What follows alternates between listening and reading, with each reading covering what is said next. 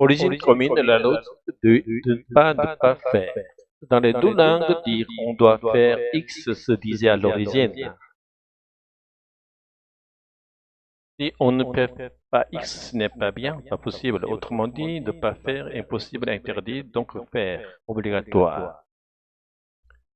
C'est une logique indirecte très typique du japonais, du coréen et du chinois classique. On évite de donner un ordre direct et on exprime la contrainte par la conséquence négative d'une inaction. C'est une forme de politesse implicite de retenue. En japonais, une formule polie est administrative, forme ancienne. Si on ne fait pas, ce n'est pas bien. Dejareba naranu. Cette forme vient du japonais classique prémédité, souvent utilisée dans les documents officiels, enseignements moraux ou lois. L'évolution moderne.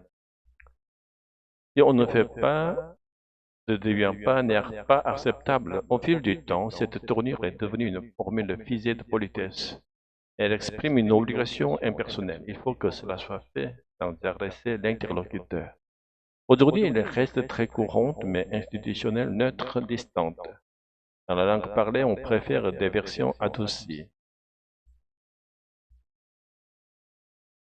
En coréen, une structure logique et éthique, forme ancienne.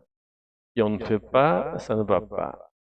Le cœur de cette expression vient du sens de pas marcher, de pas aller, être impossible. C'est un jugement logique ou moral, pas seulement administratif. Évolution moderne, la langue a développé deux voies parallèles. Son logique objective, nécessité universelle.